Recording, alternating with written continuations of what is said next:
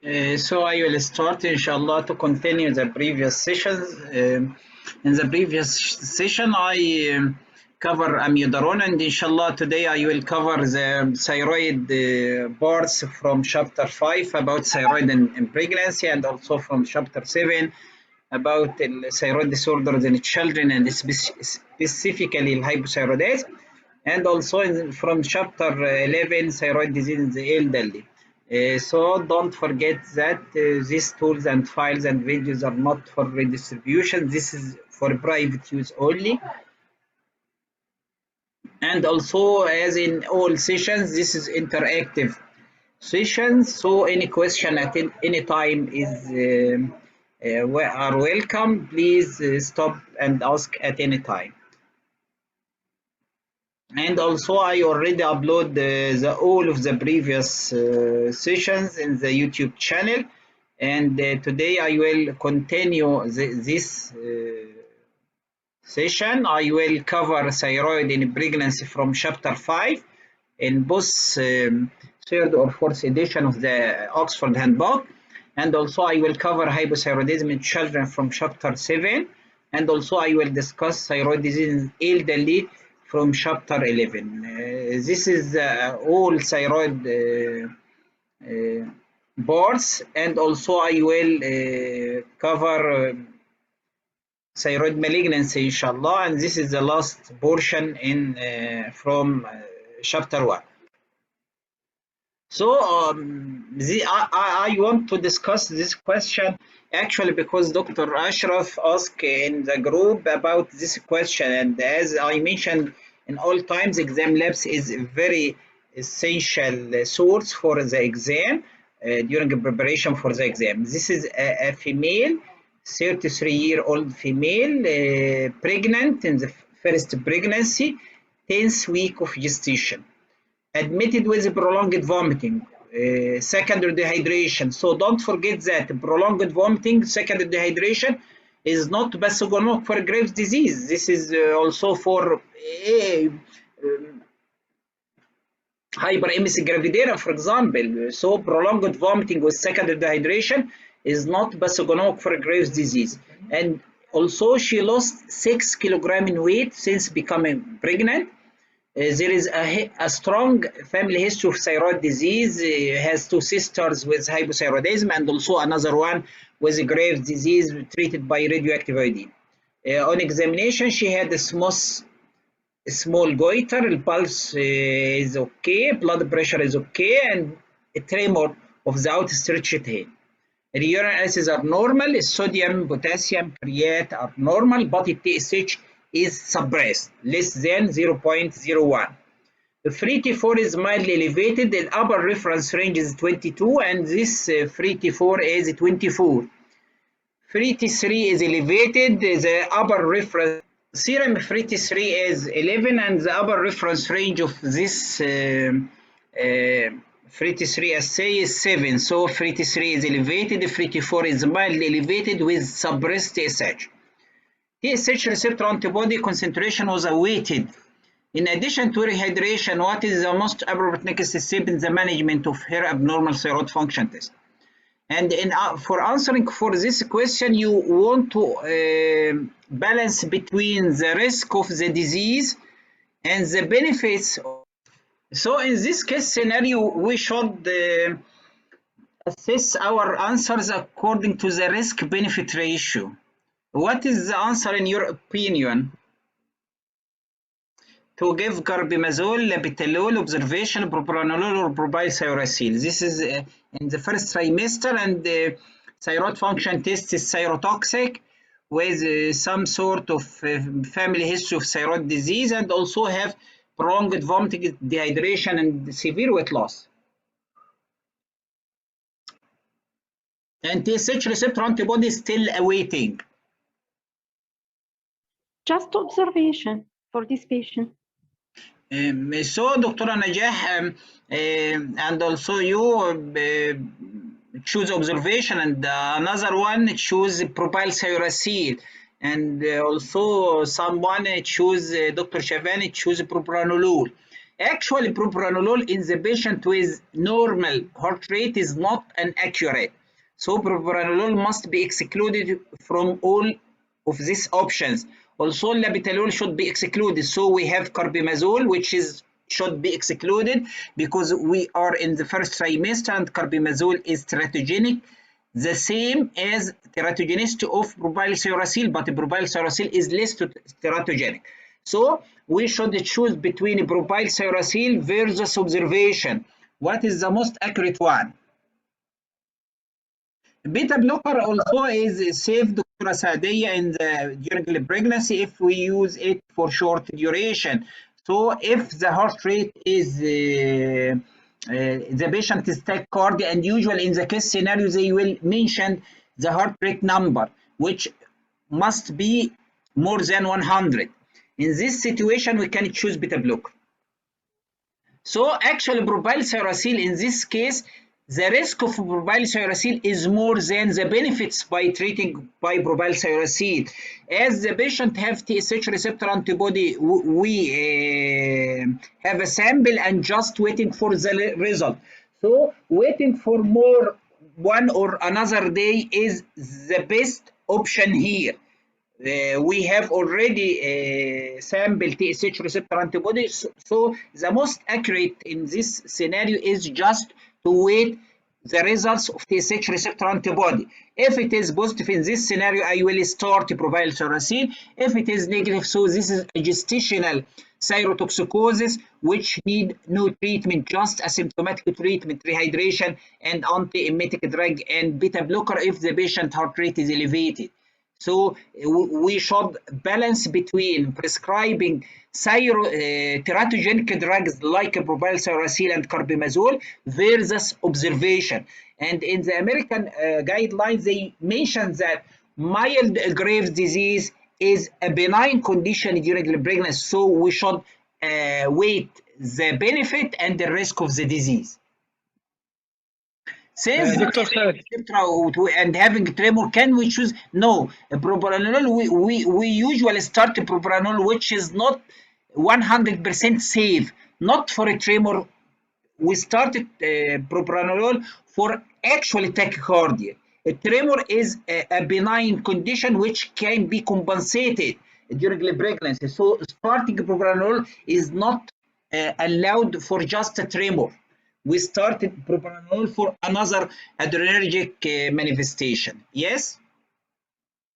just I wanted to ask Dr. Khaled, if the question was about is it hyperemesis gravidarum or is it Graves' disease? Do we go towards, because in the book it says that the differentiation between both depends on the goiter which the patient has, and depends on the family history and the antibodies. So if we were given in the question without the antibodies being given in the example, in the question, would it be right to say the patient has got Graves' disease? No. Actually, a small goiter is physiologically changed during the pregnancy. So this small goiter is not pathognomic for Graves' disease. Pathognomic feature of Graves' disease, Graves orbitopathy, pretibial myxedema, and acrobacy. This is a pathognomic feature. If you find one of these three pathognomic feature, I will choose Graves' disease and I will treat. But for example, prolonged vomiting, dehydration, weight loss, this is usually for hyperemesis, severe hyperemesis gravidarum. Also, in family history of thyroid disorders suggestive of Graves' disease, but not 100% that this case a Graves' disease. So in this situation, we should balance between treatment and observation, which is better. And actually, if the assay need, for example, 10 days or 2 weeks to be results appeared, I will treat by propylcyracil in this case scenario.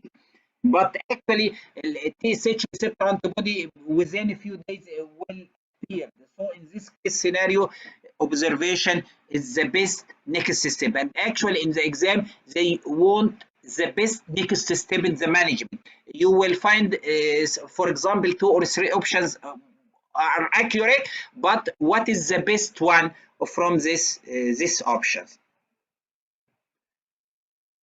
Dr. Khaled. Yes. السلام عليكم. وعلى سكتها.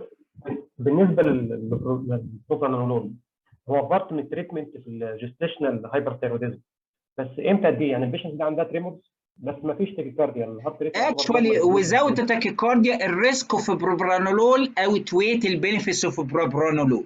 So, a tremor can be, anyone can compensate a tremor. A tremor, mild tremor can be compensated by anyone, but a tachycardia cannot be compensated.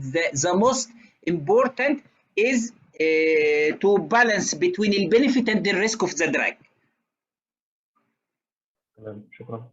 So not all drugs are safe during pregnancy. Of course, all of us know that propranolol can cause intrauterine fetal death, can cause intrauterine growth retardation, and so on. So even if we start propranolol, we will start it in a small dose. And usually, choosing of propranolol, the heart rate will be increased in the case scenario. So I will go to the thyroid disease in pregnancy. And this is just a revision because most of this topic we covered it previously in thyrotoxicosis and also in the thyroiditis. So this is just a revision. So thyroid size during the pregnancy is increased by 10 to 20%. So a mild thyromegaly is acceptable as a physiological change during the pregnancy, and of course thyroid enlargement mainly due to the HCG stimulation and exacerbated if there is a relative iodine deficiency. TBG will increase the concentration due to the decrease in hepatic clearance, and this will increase the total thyroid hormone during the pregnancy from week 7 to reach the plateau in the mid of the pregnancy. TSH often decreases initially during thyroid due to the thyroid stimulation of HCG. HCG is الالفا subunit is similar to TSH, الالفا subunit of the TSH, and also HCG has a similar or to some what action in the TSH receptor in the thyroid gland, which attached to the thyroid receptor is a TSH receptor in the thyroid gland, leading to increasing excretion of the thyroid hormone. And actually in all pregnancy TSH will be below the normal, especially in first trimester, and in some circumstances will be suppressed and still represent a normal pregnancy. And this is from the latest guidelines published by American Thyroid Association. The upper limit will be decreased 0.5 lower than non-pregnant female if you don't have a trimester specific reference range in your locality. TSH does not cross the placenta. The total T4 and T3 will be increased proportion to the rise in the TPG. The free T4 and the free T3 level may increase in the first trimester, and this is very important. The reference range of free thyroid hormone is different than a non-pregnant female, and actually most of our labs don't put the reference range according to the gestational age. In the second and third trimester, level may be below the limit of non-pregnant female. TRH level don't change in iodine stores. This is very important because the WHO recommend 200 microgram of the iodine daily supplementation in the pregnancy. A daily requirement of the iodine during the pregnancy is 250 microgram per day, and actually not 200. In other references and also in the fourth edition, you will find that the daily recommended by WHO during the pregnancy and lactation 250 microgram of iodine. Iodine across the placenta, so excessive quantity can suppress the fetal thyroid and causing hypothyroidism and goiter. And the table in the right, this is increases the HCG leading to a rise of the free T4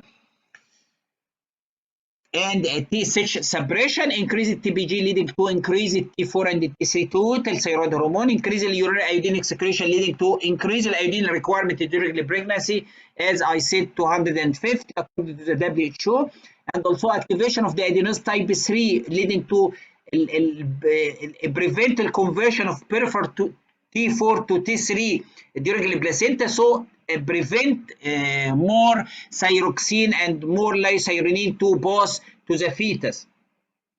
and also some immunological changes leading to decreased thyroid antibody level and which exacerbated after delivery. And this algorithm and this chart is important because this is fetal mother thyroid axis. TRH, TSH, T4 are first detectable at 8 to 10th week of gestation, and fetal hypothalamic pituitary thyroid axis usually activated or functioning from week 18 to 20 weeks of gestation. So in the first 20 weeks of gestation, the fetus is dependent mainly on the placental transfer of the T4. So thyroxine pass placenta mainly in the first trimester, and from the week 20 there is a T4 degradation by the placenta by the activation of the adenase type 3. So a T4 pass placenta but by limited sources. And actually, this is the same algorithm from this paper, Thyroid Disease in Pregnancy, New Insights in Diagnosis and the Clinical Management from, I think, Nature Endocrinology. And this is important because you should know that TSH does not pass the placenta. Levothyroxine or T4 pass the placenta, but with a limitation in the last trimester. TSH receptor antibody pass the placenta causing fetal thyrotoxicosis and neonatal thyrotoxicosis. Iodine pass the placenta, and so a radioactive iodine is a contraindicated during pregnancy and lactation because it pass the placenta and destroy fetal thyroid gland. The propyl thyroxine are a teratogenic drug categorized by FDA as category X, category D. Inhibit the fetal thyroid function and pass the placenta. Propranolol also pass the placental barrier, low risk of adverse fetal outcome, and of course, if you use it for short duration, the benefits will be more than the risk of propranolol. This is some clinical practice points from the Oxford, 4th edition of the Oxford. A reference range of TSH, mainly of the TSH, we should use local trimester specific reference range. And if not available, as in the previous guideline, not the last one, they recommend in the first trimester, TSH reference range should be between 0.1 to 2.5, and second trimester between 0.2 to 3, and third trimester should be 0.3 to 3 unit per liter. But in the latest guidelines, they change these numbers to another numbers, and they accept the upper limit of the TSH to be up to 4, not to 2.5 or 3. And they mention that for TSH upper reference range should be used as an upper limit for the TSH reference range if population specific, trimester specific reference range is not available. And remember, if T4 goes below the non-pregnant range in the third trimester, and this is very important actually, but don't forget in the exam, the target of the TSH during pregnancy is less than 2.5, not 4. And actually, the upper reference range can be modified in the clinical practice according to the anti-TPO. If the anti-TPO is negative, I will go with upper reference range 4. But if the anti-TPO is positive, I will decrease the TSH to less than 2.5. How to screen or screening for thyroid disease in pregnancy? There is no evidence for routine thyroid function screening during pregnancy, but I will check for thyroid function test in any pregnant female if there is a family history of thyroid disorder, if there is a goiter, if there is a previous history of radioactive neck irradiation or positive anti-TPO. In this situation, I will investigate and routine do thyroid function screening. And this is from the Atoll book. Screening should be done in the following high risk group: if the age is more than 30, if there is a family history of autoimmune thyroid disease, if there is a goiter, if there is positive thyroid autoantibody post anti-TPO or anti-TG, presence of autoimmune disease like type 1 diabetes, and usually screening for type 1 for TSH and anti-TPO annual basis. Also, I will check for thyroid function tested if infertility or miscarriage or a previous therapeutic head or neck radiation or in a residence in the iodine deficient or in a patient with morbid obesity. Body mass index is more than 40.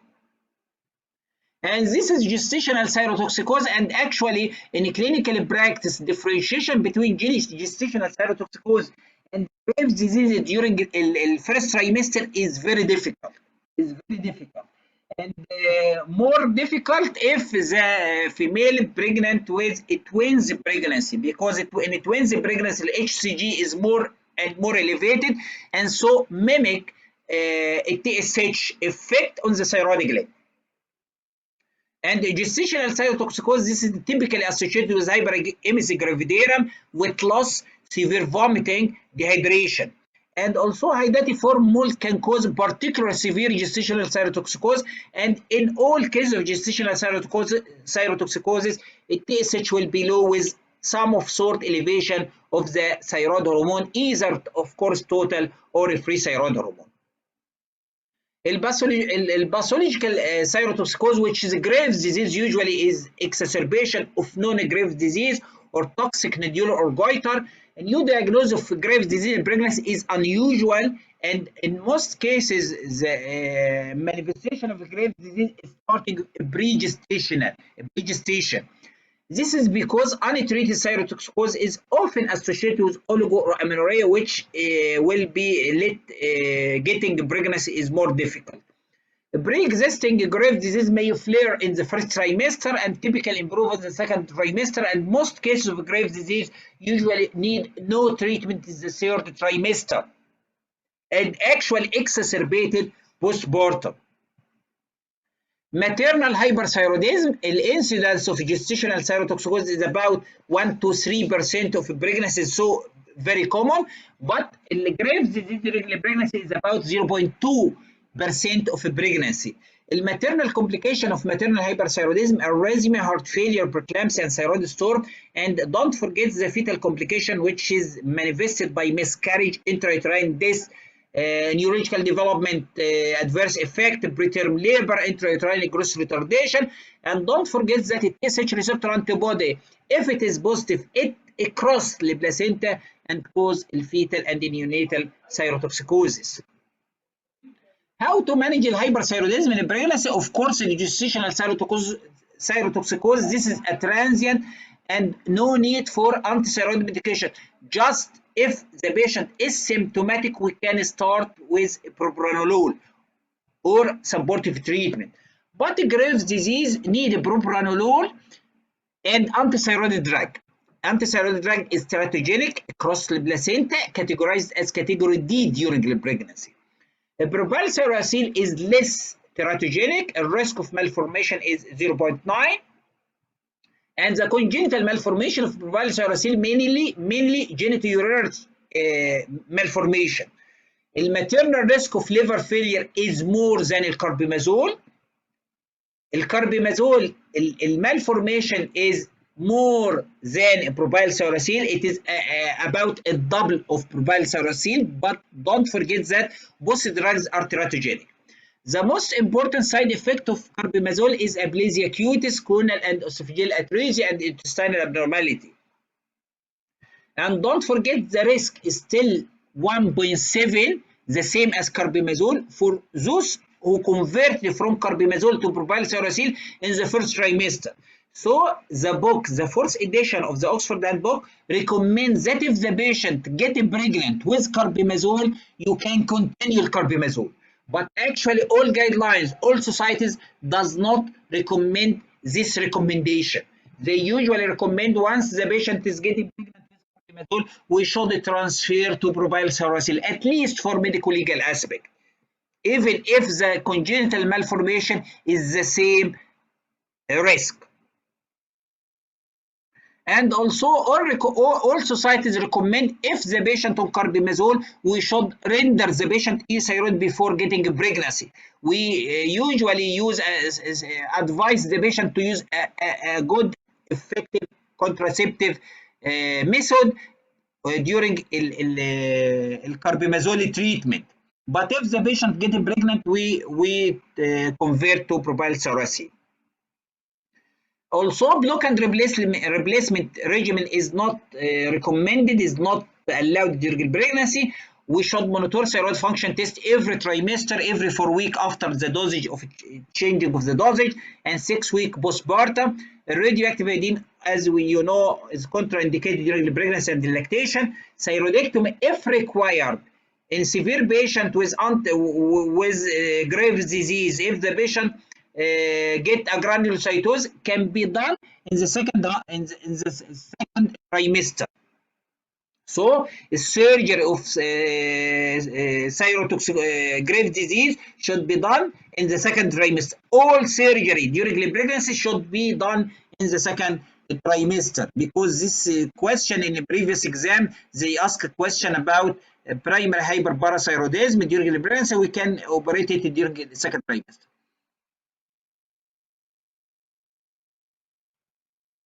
And Dr. Shavan asked, what is the logic for continuing carbimazole when patient has conceived with carbimazole? Actually, this is why we convert from carbimazole to propylseracil, Dr. Shavan, because teratogenicity.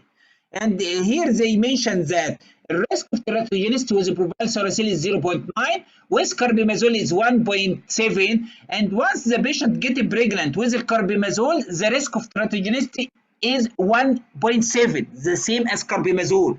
So if we convert our patient to propylseracil, the risk of teratogenicity in this case scenario is the same as if we continue with the carbimazole. So no need to convert to carbimazole. But please, for everyone, this is just and data. Don't apply it in your clinical practice. In your clinical practice, once the patient gets pregnant, please convert it to propylseracil for medical legal aspect at least. And this is the recommendation from all guidelines.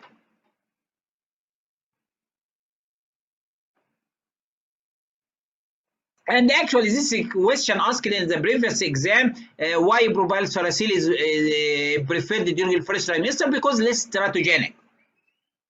And also carbimazole, why it is used in the second trimester, second and third trimester, because more safe on the mother. The carbimazole is more safe on the mother, but the propylseracil is more safe in the fetus in the first trimester. No, Dr. Ashraf, why block and replace is contraindicated? Not because of fetal hypothyroidism. Actually, because we use a large dose of antithyroid medication, which is teratogenic. We need to use a minimal dose of antithyroid drug during pregnancy, and this is the main why block and replace is a contraindicated. And also, if we use a large dose, will pass the placenta and render the fetus hypothyroid, and the thyroxine in 100 microgram will not pass enough to render the fetus euthyroid. And also we can accept the fetal hypothyroidism will occur in the block and replacement regimen more than if we use carbimazole alone.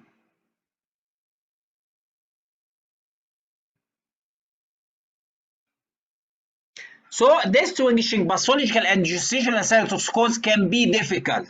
Therefore, check thyroid function in the woman with hyperemesis gravidarum, look for signs of Graves, and check. Actually, TPO has no significance, no rule, but the TSH receptor antibody is the preferred to confirm Graves' disease during pregnancy.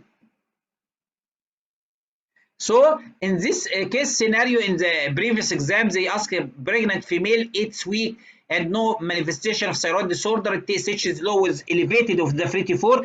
TSH receptor antibody is positive. What is the management? Actually, propylseracil, because TSH receptor antibody is positive. The patient, if the patient is symptomatic, in this situation, I will start with propylseracil. If the patient is asymptomatic, I can just observe.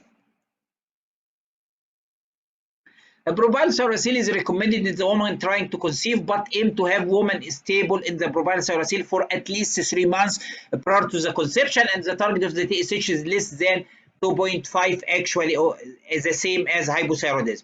If a woman conceives on carbimazole, she should continue on throughout the pregnancy. This is the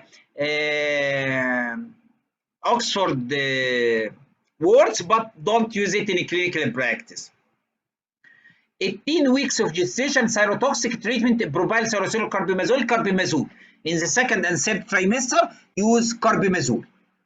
The breastfeeding and antithyroid drug, carbimazole is safe, while sauracil is safe during breastfeeding, but carbimazole is the preferred one.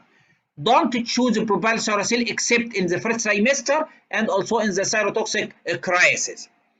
The dose of carbimazole up to 20 milligram, but actually in the American Thyroid Association they recommend up to 30 milligram. Should be given in divided doses to decrease the fetal exposure. The propylsauracil is thought to be safe, but it and enter breast milk like carbimazole and also thyroxine pass with milk. But all these drugs are safe with breastfeeding, but the carbimazole more safe than the propylsauracil. So a small change in infant thyroid function test have been reported, but have no clinical impact in the fetus.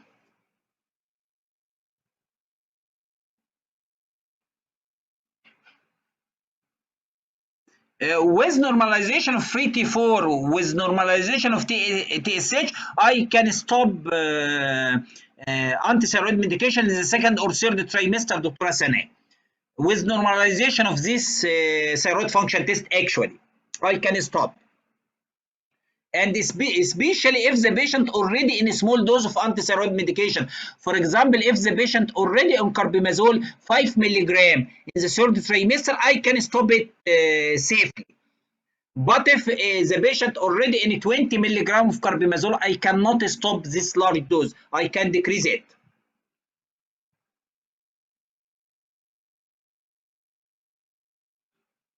Shift to carbimazole in the after second trimester. After first trimester, I will shift to carbimazole in the exam. And actually, in the clinical practice, this is the British recommendation to shift to carbimazole, but American recommendation in the latest edition in 2017 guidelines published by the American Thyroid Association for Management of Thyroid Disorder during pregnancy and postpartum, they does not recommend shifting or continue with carbimazole. They have no recommendation about this because they outweighed by if we shift from the patient already on propylsauracil and well controlled, if we shift to carbimazole, a transitional period of shifting, in this period, is the patient will be controlled or not? So the American recommendation does not recommend any recommendation about shifting. During the first trimester, in practice, we will shift to propylsauracil even if the patient got pregnant while on the voice is not clear enough, Dr. Barakat. Yes, sir. Now it's clear? Yes. During pregnancy, the patient got pregnant and she was in carbimazole, we will shift to propylsauracil. This is a clinical practice. Yes, but, and this is actually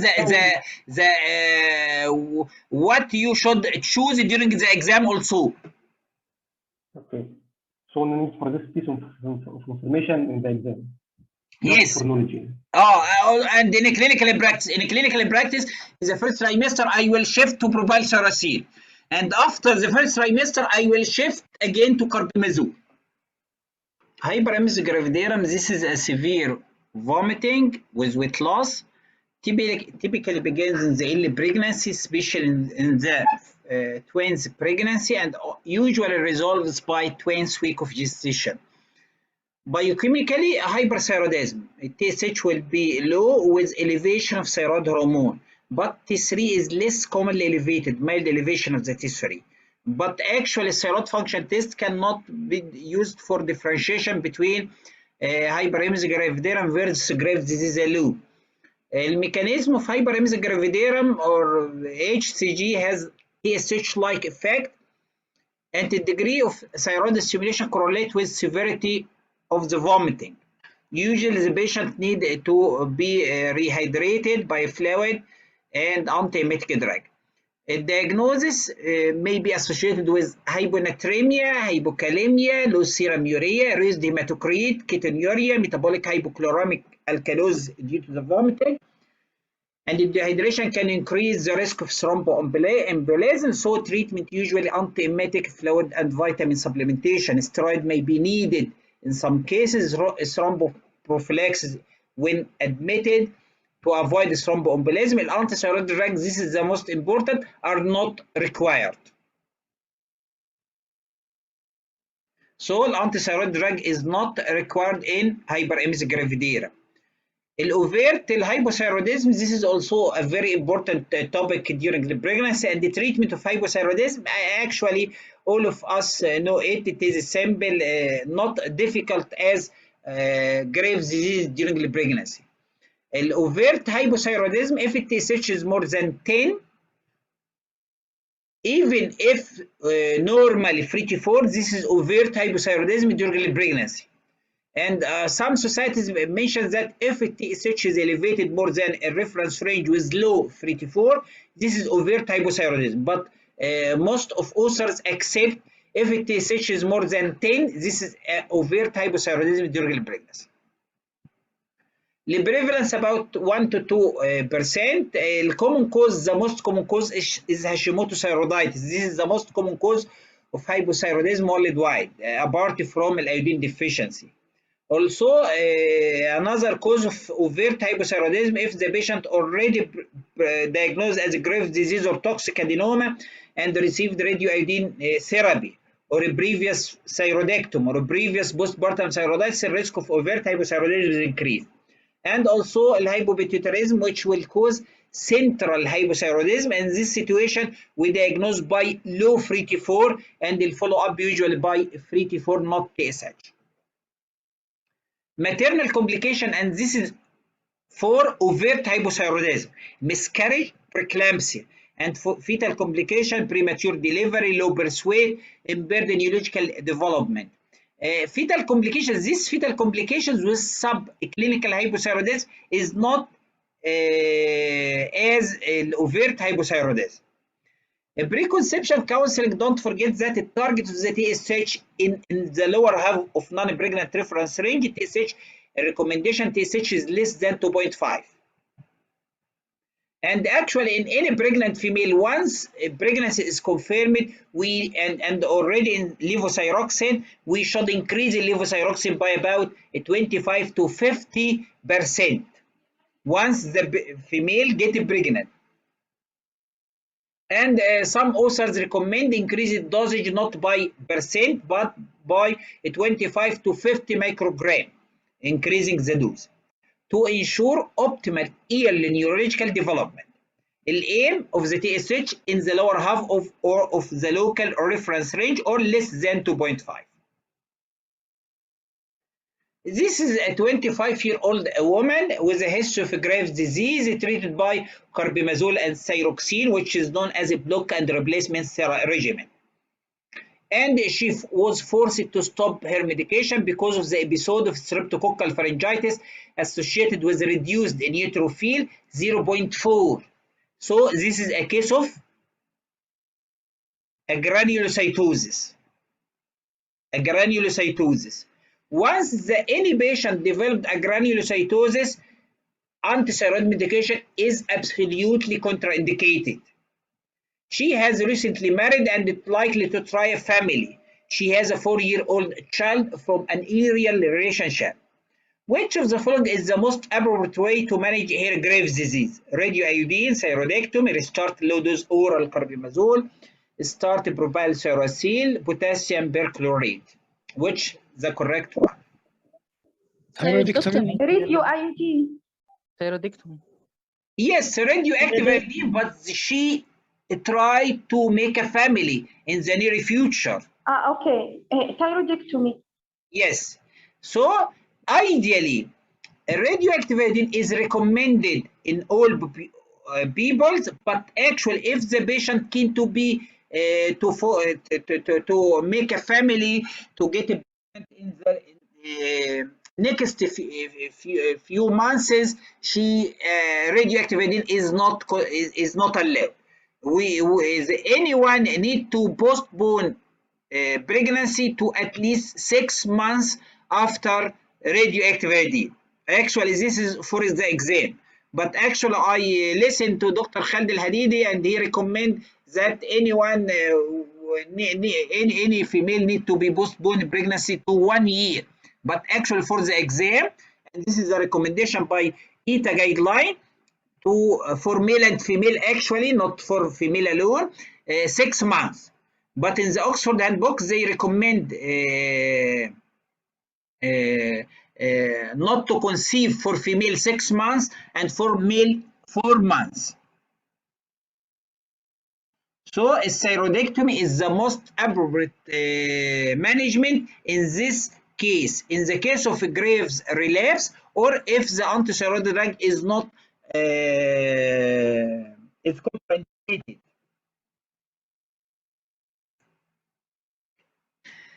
During the pregnancy for hypothyroidism, we should treat by levothyroxine, and we will start by 100 microgram daily if newly diagnosed. And don't forget that Armour thyroid and liothyronine are not recommended during the pregnancy. And the aim of the TSH is less than 2.5. The postpartum, return to pre-pregnancy dose of thyroxine. For example, if the female pre-pregnant already in 100 microgram levothyroxine and increase the dosage during the pregnancy, postpartum we should reduce the dose to be pre-pregnancy dosage of levothyroxine. And of course, any change of levothyroxine, we should reassess TSH after 4 to 8 weeks. So in this case, if we reduce the dose after delivery, we should recheck thyroid function test after 4 weeks of delivery. Subclinical hypothyroidism, this is a very important topic actually in clinical practice and in the exam. What is the definition? TSH is more than the upper limit of the trimestral specific reference range, but less than 10. As I mentioned previously, if TSH is more than 10, even if 3T4 is normal, this is overt hypothyroidism during pregnancy. So, a subclinical maternal hypothyroidism, TSH more than the upper reference range of trimestral specific reference range and less than 10.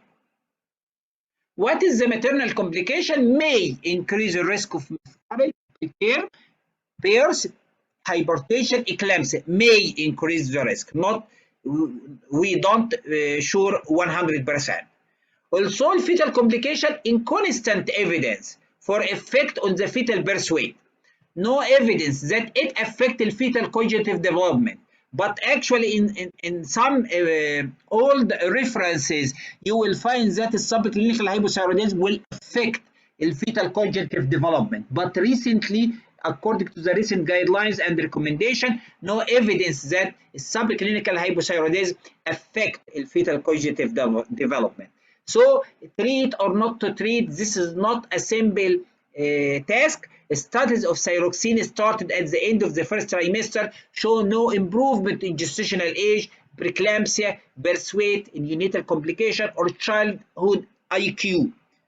So, treat or not treat, there are a lot of controversy about this issue. So, don't.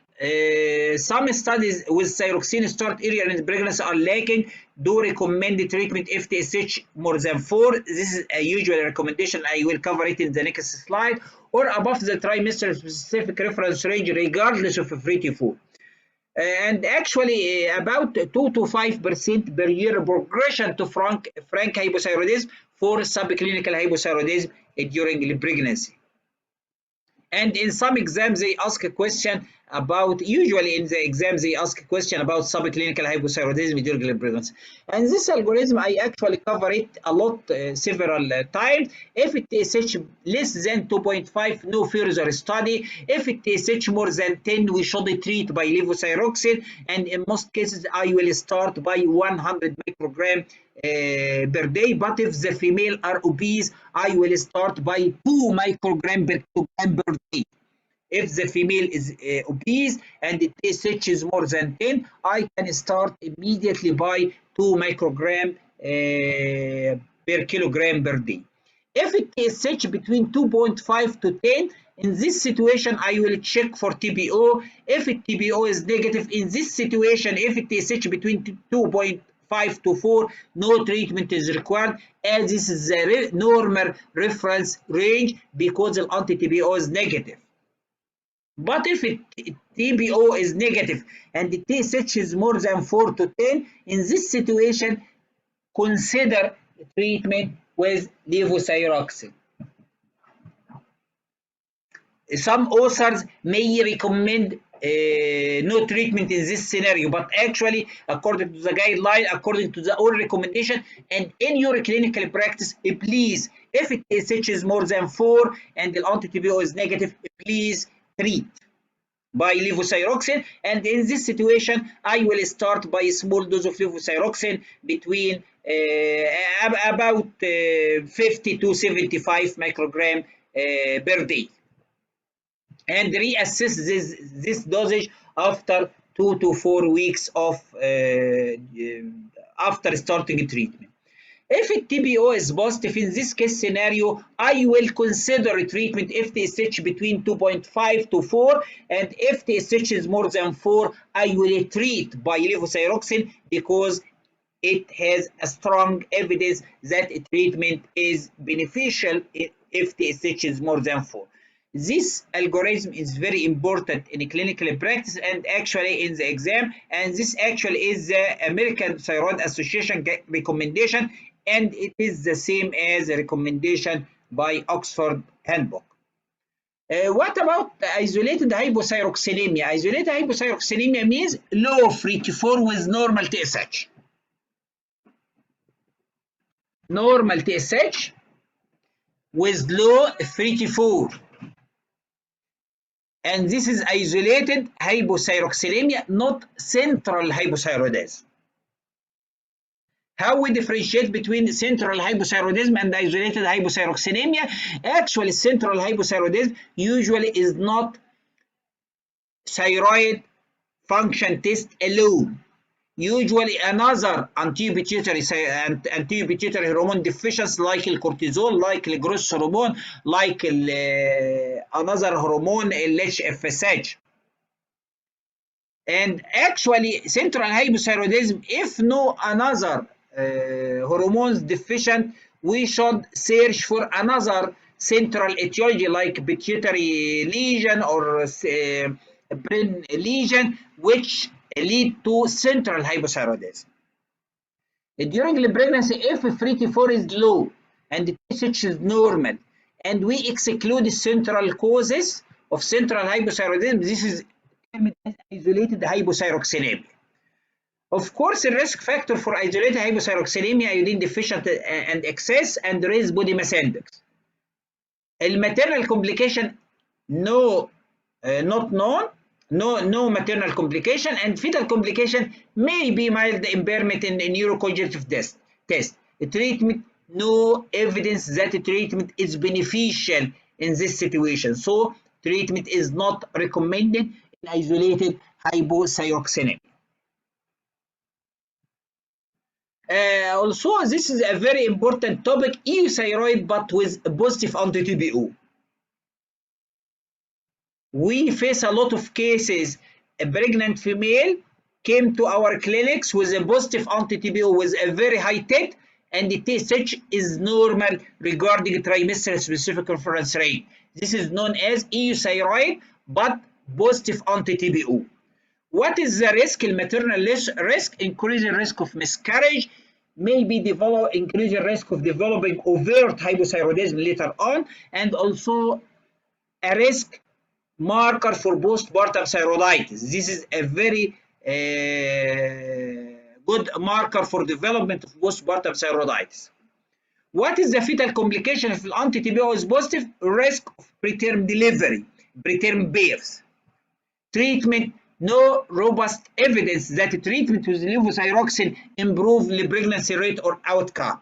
So in this situation, and actually this is American recommendation, Low dose of levothyroxine can be considered in women who are positive anti-TPO and euthyroid and recurrent pregnancy loss. But actually there is a famous trial which is known as a tablet trial. In this trial, no benefits with small dose of levothyroxine in this situation, and actually I think in the next guidelines they will omit this recommendation. No need for levothyroxine. And also the corticosteroid in this situation has no rule. The risk of corticosteroid is more than the benefits of corticosteroid. And even if you start corticosteroid, please start by a very small dose of corticosteroid. This is not a recommendation, actually, not recommendation to give corticosteroid to euthyroid female with positive anti-TPO. But if you start corticosteroid, please start by small dose of corticosteroid, because there are some trials since about 12 years in China. By starting a small dose of corticosteroid, the pregnancy outcome, pregnancy rate is improved. Don't check thyroid function test. Do check thyroid function test in the third trimester, and actually during the pregnancy I will check thyroid function test every month. And about 20% develop frank hypothyroidism by the third trimester in anti-TPO positive with normal TSH in the first trimester. And actually this table is important table because it shows the difference between the American Thyroid Association guidelines recommendation and American College of Obstetric and Gynecologist guidelines. And actually the American College of Obstetrician and Gynecologist, this is the latest one, and this actually 2020. And the American Thyroid Association is 2017, which is the latest guidelines.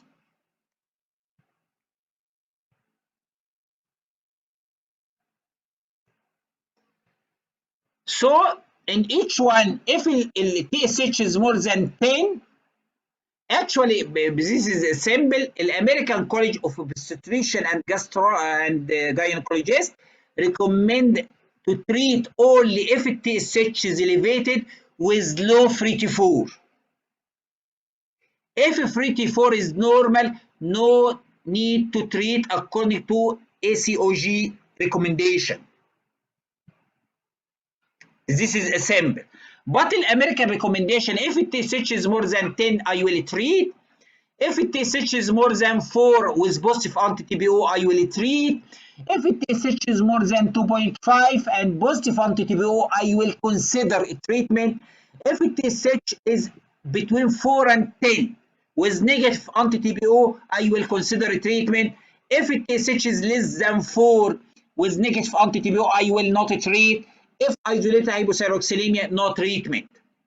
American College of Obstetrician and Gynecologist, they recommend the treatment only if free T4 is low with TSH is more than 10. If TSH is more than 4 with positive anti-TPO, I will treat only if free T4 is low, overt hypothyroidism. If TSH is more than 2.5 with positive anti-TPO, no recommendation for treatment. If TSH is more than 4 to 10 and negative anti-TPO, I will treat only if free T4 is low. So this is a comparison between American Thyroid Association guidelines, latest guidelines, and American College of Obstetricians and Gynecologists guidelines in 2020.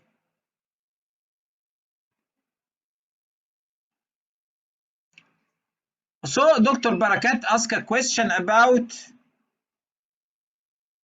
in a patient with pre-pregnancy hypothyroidism on thyroid replacement therapy, how can we differentiate between hyperemesis gravidarum and overuse of thyroxine? And we will decrease the dose of thyroxine or not if suppressed? Actually, the hyperemesis gravidarum usually occurs in a normal thyroid, not in Hashimoto thyroiditis. So don't think that Gestational thyrotoxicosis will occur in association with Hashimoto's thyroiditis. Usually TSH will be lower than normal, so in any patient with hypothyroidism, our target TSH is less than 2.5. And usually we need to increase the dosage during the pregnancy. If the patient presented with hyperemesis gravidarum, the pathophysiological aspect of hyperemesis gravidarum usually occurs due to the affection of HCG in a normal thyroid gland, not in abnormal thyroid gland. Yes, I am with you دكتورة نجاح. مشكلة دكاترة النساء بيدوا علاج لأي ارتفاع بسيط في الغدة. I am with you actually. And this is misuse of and actually they did not follow their guidelines. And actually I show this because the American College of Obstetricians does not recommend the treatment by levothyroxine except in overt hypothyroidism. 3T4 is low with elevation of the TSH. Then which guideline to follow for the exam, Dr. Chaval? We usually follow European guideline. And actually, I post some of the American guidelines and American recommendation because it is to some one beneficial in clinical practice. And if American guidelines the same as European, so we follow it. But in the exam, you must follow European guidelines or NICE guidelines, and I will cover these guidelines in the next session, next presentation, inshallah, in the next Friday. But the same, the American Thyroid Association recommendation the same as European recommendation for management of subclinical hypothyroidism. But American College of Obstetrician and Gynecologists is not recommended in your clinical practice or in exam. But this is just an overview to know and to discuss it with obstetricians.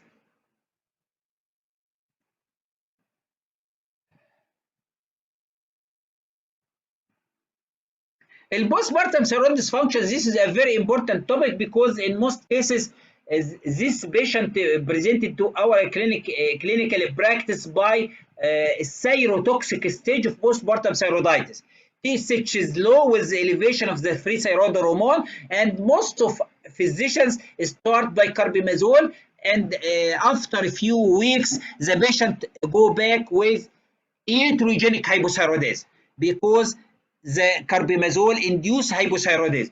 So you should know that postpartum thyroid dysfunction, this occurs in about 5 to 10% of the women in the first year after delivery or miscarriage, and this is 3-fold more commoner in the woman with type 1 diabetes, and this is a form of a chronic autoimmune thyroiditis usually presented by hyperthyroid stage in about 30%, and which develop in the first 4 to 6 weeks of the delivery. So hyperthyroid stage in the first 4 to 6 weeks of delivery. Usually the patient presented by fatigue. Most of patient spontaneous resolve or recovery within 2 to 3 months without any treatment and maybe passed unnoticed. In this situation, if you diagnose your patient in hyperthyroid stage, if the patient is tachycardia symptomatic, we can start by propranolol only. And the patient may be from hyperthyroid stage to hypothyroid stage and may start by hypothyroid stage in about 40%, which develop 4 to 6 months after delivery after hyperthyroid stage. And usually the patient presented by mild and non-specific manifestation. And this will increase the risk of postpartum depression, and usually we treat by levothyroxine if TSH is more than 10, like subclinical. And if TSH is between 4 and 10, and the patient is symptomatic in this situation, we can start a trial of treatment by levothyroxine. But if the patient is asymptomatic and the TSH is less than 10, in this situation, you can wait and see. In this situation, you can wait and see and recheck thyroid function test after 6 to 8 weeks of gestation, of delivery, and wean off thyroxine if you prescribe it and the patient is normalized. Hyperthyroidism followed by hypothyroidism in about 25% and spontaneous recovery in about 80% within 6 to 12 months of delivery. The prognosis is very good. Recurrence in the future pregnancy is about 25%, and this actually is a question in a previous exam. And permanent hypothyroidism develop in about 30% after 10 years. And if treatment is not prescribed, please check thyroid function test every year by TSH assessment. So if we give no treatment for postpartum thyroiditis, we should check TSH annually. So this is a clinical practice point from Oxford Handbook. Assess all women with possible postpartum depression for thyroid dysfunction. Please, all women with postpartum thyroiditis should have annual thyroid function test looking for hypothyroidism.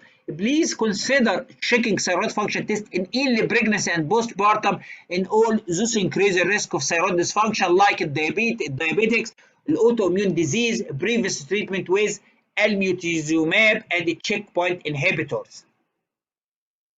And this algorithm from the British Medical Journal, how to work up for patients suspect of postpartum thyroiditis.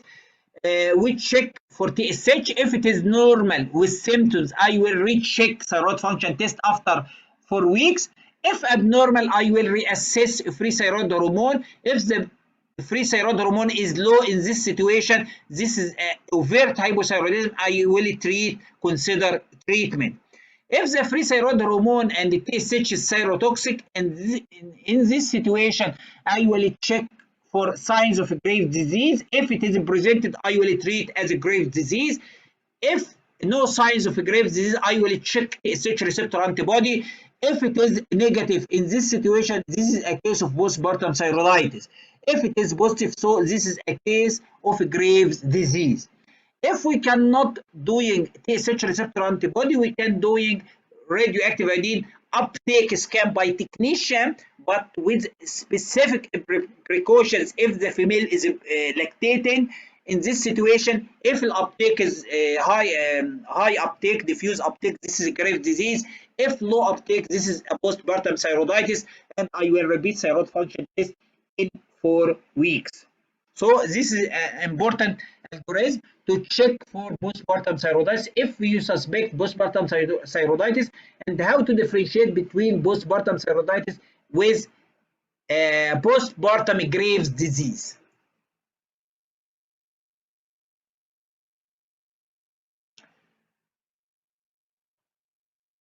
Fetal thyroid disease is due to the maternal thyroid disorder, as I mentioned previously.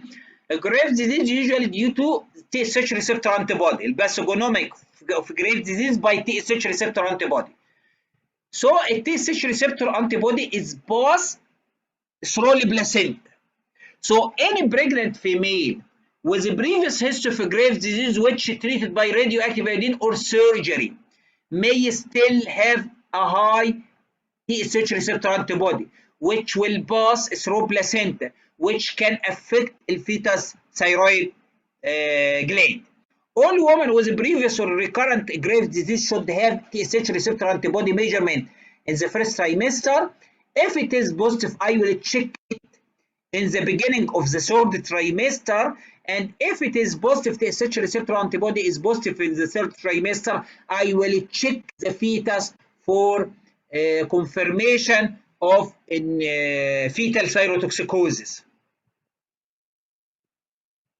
Fetal complication of Graves' disease or TSH receptor antibody or fetal hyperthyroidism, intrauterine growth retardation, fetal goiter, tachycardia, cardiac failure, and how to manage by block and replace regimen. This is the only indication of block and replacement therapy during the pregnancy. Management of fetal hyperthyroidism. Give a mother antithyroid drug, high dose of antithyroid drug which pass the placenta, and this high dosage of antithyroid drug will render the female to be hypothyroid. So I will replace the mother by levothyroxine, which pass the placenta less commonly. In this situation, I should monitor the fetal heart rate. The aim fetal heart rate is less than 140 beats per minute, and I will check for fetal growth and goiter size. And actually, in some exam, they ask about the management of fetal hyperthyroidism. And this is actually a fetus thyroid gland. This is enlarged fetus thyroid gland, which document for fetal hyperthyroidism with a heart rate is more than 160. This is a diagnostic for fetal hyperthyroidism. In neonatal thyrotoxicosis, this will develops in about 1% of the infant born to thyrotoxic mother, usually due to transplacental passage of stimulating TSH receptor antibody, and this is usually a transient, usually subside by 6 months. Symptoms develop from 2 days postnatally up to 30% mortality if untreated, and need to be treated by antithyroid drug with beta blocker. So neonatal thyrotoxicosis must be managed efficiently because the mortality is very high, and treated by antithyroid drug and beta blocker for the fetus. Fetal hypothyroidism, this is a very rare occurrence following a treatment of the mother with high dosage of antithyroid drug, because antithyroid drug can pass to the fetus circulation, especially if the dosage of carbimazole is more than 30 mg during pregnancy. And in this situation, can lead to fetal bradycardia, goiter, skeletal and neurological development, and actually treated by levothyroxine. And this is usually transient, and this is not the same as congenital hypothyroidism, because congenital hypothyroidism usually need lifelong treatment, but fetal hypothyroidism, due to the passage of antithyroid drugs, this is a transient fetal hypothyroidism, and just a few weeks or months, and the levothyroxine can be stopped without any complications.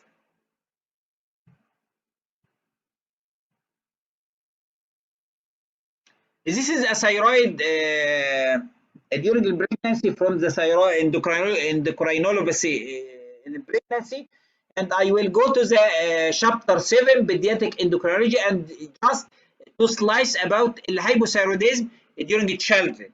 And actual congenital primary hypothyroidism, I covered it in the previous sessions.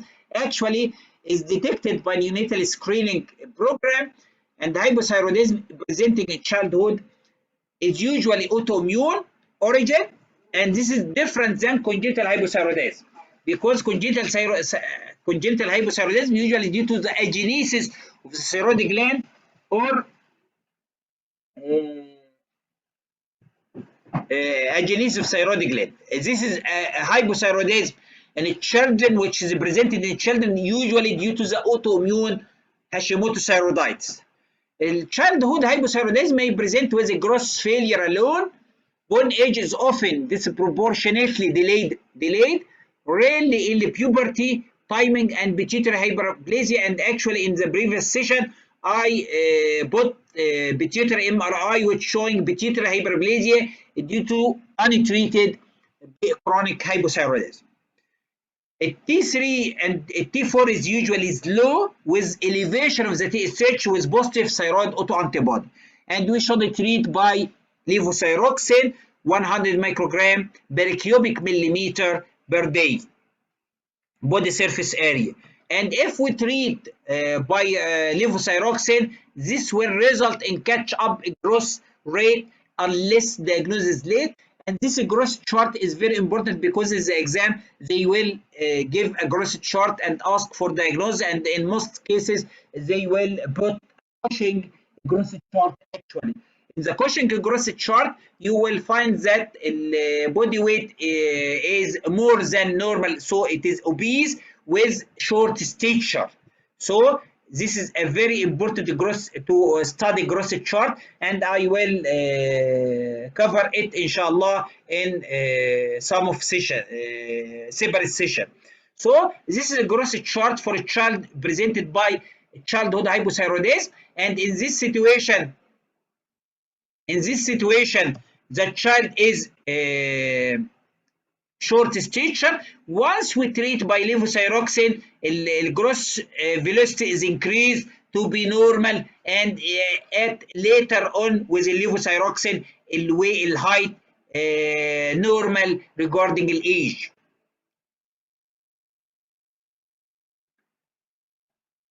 And this is the last portion inshallah from this previous session, endocrinology and aging, chapter 11, and just a few slides about the thyroid disease in the elderly. Don't forget that the abnormal thyroid function test in the elderly, TSH will be a reference range of the TSH is different than in the young population. And also in the elderly, the patient usually receive a polypharmacy, a lot of medication, and a lot of medications that can affect thyroid function test. For example, a high dosage of glucocorticoid will lead to decrease TSH, and also will decrease the thyroid hormone release, and also will lead to decrease the concentration of thyroid hormone binding protein, leading to decreased T4 and T3 conversion. And also in the elderly, sick euthyroid syndrome is presented, which is presented by low free T3, increase in reverse free T3, and decrease in free T4 with inappropriately normal or suppressed TSH. This is very important. Sick euthyroid syndrome. TSH is low, free T4 is low, TSH is low or normal, and the reverse T3 is elevated, not low as T3 and T4. So this table summarizes thyroid related investigation in the aging. A TSH has a loss of physiological nocturnal rise is blunted. This is important. T4 will unchanged overall. T3 will decrease by about 10 to 50%. Reverse T3 will increase. Thyroid autoantibody, the prevalence is increased with age, and the radioactive iodine uptake is not changed with aging. Hypothyroidism is common in the elderly, but don't start high dosage of levothyroxine. If you start levothyroxine, please start by small dose and increase it gradually after 2 to 4 weeks. So, the commonest cause of hypothyroidism in the elderly is autoimmune thyroiditis or previous surgery or radioactive iodine. 25% present with classical symptoms of hypothyroidism, but 50% complain of fatigue and weakness like hyperthyroidism. Elderly are more susceptible to hypothyroid or myxedema coma, and especially if unrecognized or severe chest infection. So, hypothyroidism should be considered in elderly patient with sinus bradycardia, hypothermia, increased creatine kinase, decrease or transaminase, hyponatremia, macrocytic anemia, or dyslipidemia. And if you start thyroxine replacement, we should start by a very small dose. For example, I will start by 12.5 to 25 microgram per day, and I will increase the dosage every 3 to 8 weeks until normalization of the TSH. The total replacement dose is lower than non-elderly. In young people, I will start the full replacement dose 1.6 microgram per kilogram per day, but in the elderly, usually this is the full replacement dose is less than this by 20 to 30%.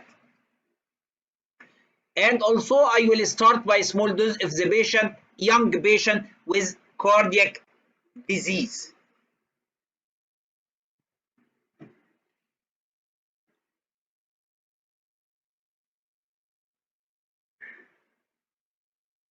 Compliance may be problematic. Supervised therapy or administration using multi-compartment compliance aid, and here they recommend if the patient compliance is not okay, we can calculate a total weekly dose of levothyroxine and give 70% of the total dose once a week or twice weekly 50%. But actually, if you start this calculation, please start by a very small dose and increase it every 3 to 8 weeks. to avoid precipitation of ischemia. The TSH in the elderly may be the target up to 8. So acceptance of the TSH up to 8 is acceptable in the elderly. And actually, if the patient presented with subclinical hypothyroidism, I will treat only if TSH is more than 10 with symptoms. So if TSH is less than 10 and the patient is subclinical hypothyroidism, I will not treat. But if the patient already on the treatment, our target of the TSH is less than 8 is acceptable.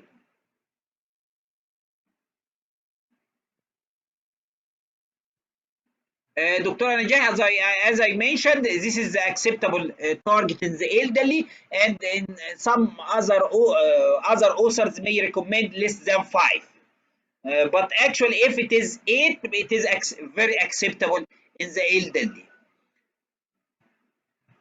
Hyperthyroidism in the elderly, it is rare. Presentation usually is atypical. Few signs or symptoms. Non-specific symptoms like weight loss, depression, agitation may be predominant. Consider the diagnosis with muscle weakness, heart failure, arrhythmia, AF, weight loss, osteoporotic fracture. Toxic multinodular goiter becomes the most common cause in the elderly, and the treatment of choice usually radioactive iodine ablation. And this is a previous question in 2016. So radioactive iodine is the favored treatment of choice in any case of thyrotoxicosis, toxic nodular or Graves' disease in the elderly. And also a long-term small dose of carbimazole is acceptable in the elderly if other options are not acceptable.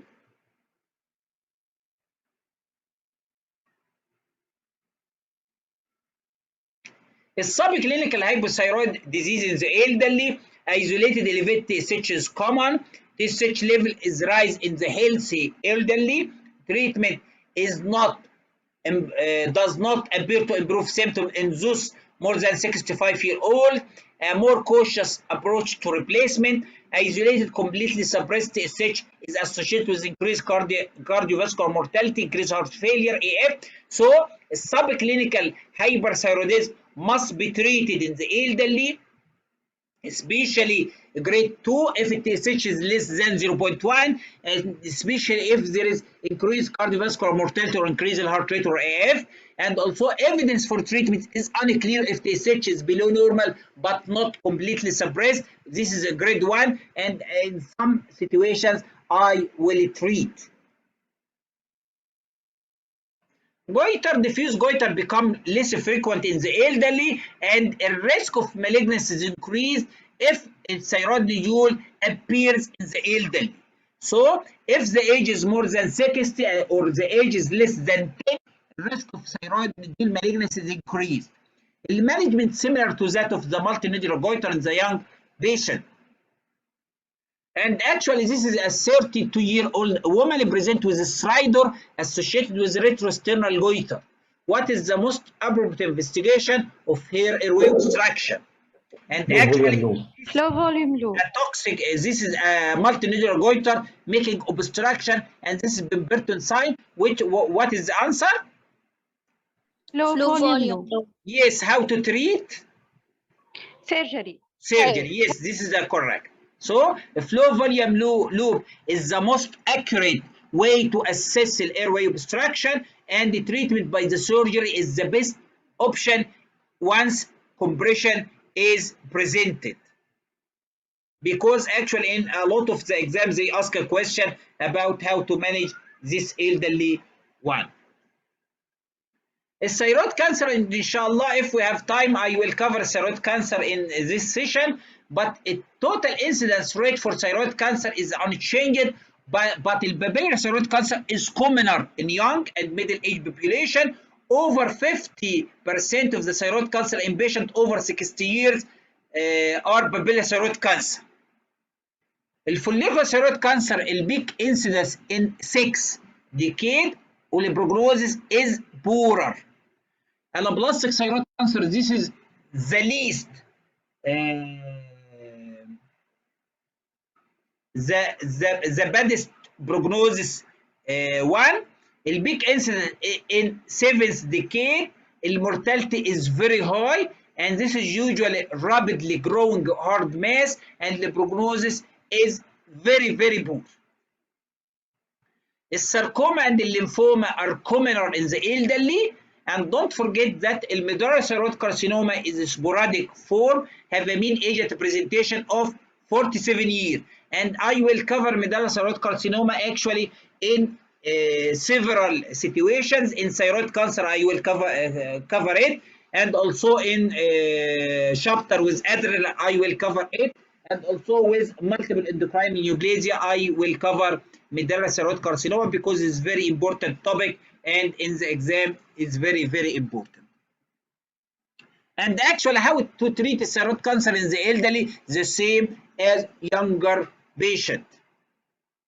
So I finish this topic, and I will give a lot of questions about amiodarone and other topics. So if anyone want to read the question. Okay. A 62-year-old woman was admitted with right lower lobe pneumonia. She was taken amiodarone for atrial fibrillation. Routine thyroid function tests were performed. Investigation serum TSH is low, serum free T4 high, serum free T3 normal. Anti-TBO is normal. What is the most appropriate interpretation of thyroid function test? Amiodarone effect in euthyroid patient, amiodarone-induced thyrotoxicosis type 1, amiodarone-induced thyrotoxicosis type 2, subclinical amiodarone-induced thyrotoxicosis, Wolff-Chaikoff effect. E. Yes, which one? Patient Wolff with hypothyroidism. I don't affect an euthyroid. Wolff-Chaikoff effect, TSH becomes high, hypothyroidism. Amiodarone affect an euthyroid. So amiodarone effect or amiodarone-induced thyrotoxicosis or Wolff-Chaikoff effect. Wolff-Chaikoff effect, what you will find in thyroid function test in Wolff-Chaikoff effect? Hypothyroidism. Why hypothyroidism? Off. Chaikoff means hypothyroidism. So TSH will be elevated. So we can exclude Wolff-Chaikoff effect. Yes. What about the subclinical amiodarone-induced thyrotoxicosis? This patient has low TSH, 0.3. Actually, we not discussed subclinical amiodarone-induced thyrotoxicosis previously. There is no disease like this. So which one, A or B or C? A. Yes. B. Why? Because amiodarone-induced thyrotoxicosis usually free T4 and free T3 must be elevated. Both free T4 and free T3 must be elevated. What is the effect of the amiodarone thyroid function test? In recent use of the amiodarone will prevent the conversion of T4 to T3, so T3 will be low, T4 will be elevated. T4 high. Due to the negative feedback mechanism, by low T3, TSH may be mildly elevated, but in some cases TSH will be low, mildly low. So this is amiodarone effect on the euthyroid patient. Yes. And actually, Dr. Sadeh asked about elderly patient treated for hypothyroidism presented by AF. Should we decrease the levothyroxine dose only if iatrogenic hyperthyroidism? If TSH is low, I will decrease the levothyroxine. If TSH is normal, I will not decrease the levothyroxine, and I will ask the cardiologist to search for the etiology of the AF, not thyroxine. But actually, if the patient newly diagnosed by AF, I will start by levothyroxine by small dose. Why it's not thyrotoxicosis? What? Why it's not thyrotoxicosis, amiodarone-induced? Why not amiodarone-induced thyrotoxicosis? Because in amiodarone-induced thyrotoxicosis, both free T4 and free T3 must be elevated. In this case scenario, free T4 is elevated with normal free T3. If free T3 is elevated, in this scenario, I will choose amiodarone-induced thyrotoxicosis. Type 1 or type 2, according to a lot of other factors we will discuss in the next case. Okay, thank you.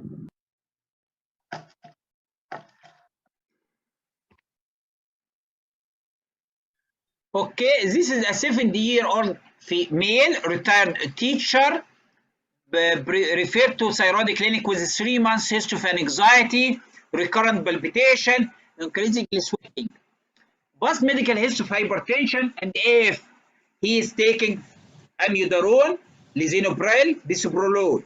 TSH is low with elevation of free T4. In this situation, as he did not mention T3 and the TSH is suppressed, in this situation, I will diagnose amiodarone-induced thyrotoxicosis because TSH is suppressed. The TSH is suppressed with elevation of the free T4 is sufficient to diagnose amiodarone-induced thyrotoxicosis. The anti-TPO is positive, TSH receptor antibody is negative, and the thyroid scan image like this. Which one of the following is the most appropriate therapeutic option? In this scenario, you need to diagnose, is it amiodarone-induced thyrotoxicosis or not, type 1 or type 2, or another etiological cause of thyrotoxicosis like toxic adenoma, for example.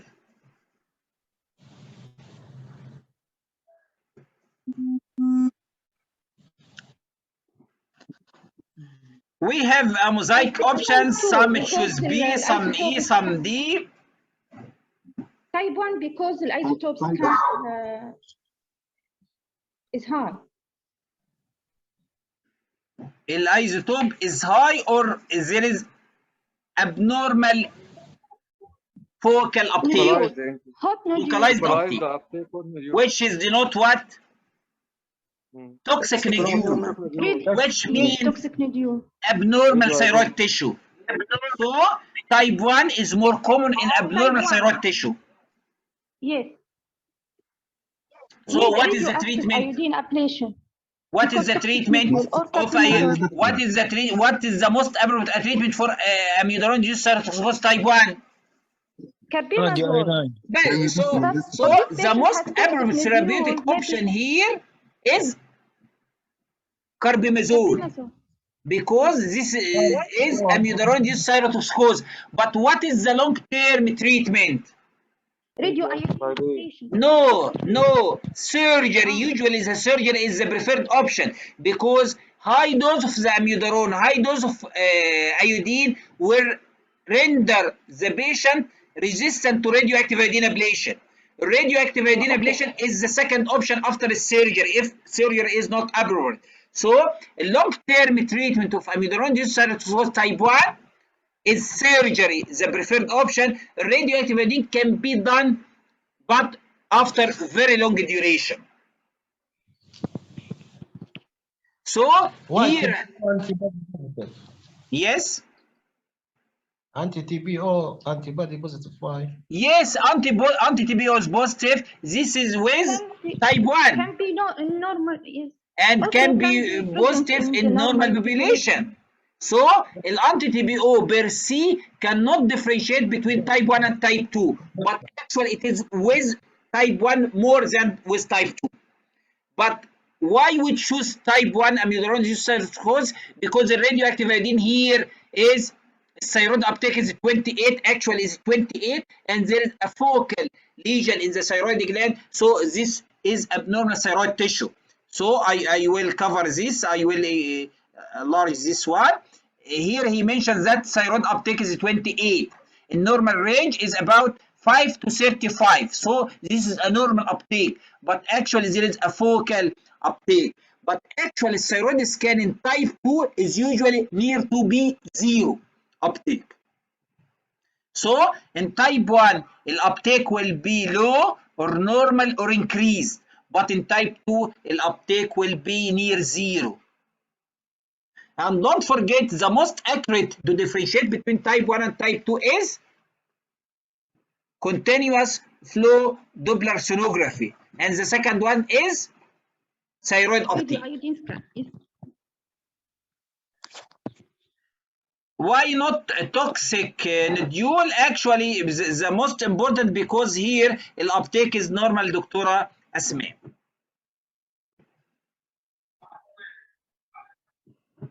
They mentioned that thyroid uptake is 28, and this is a normal uptake.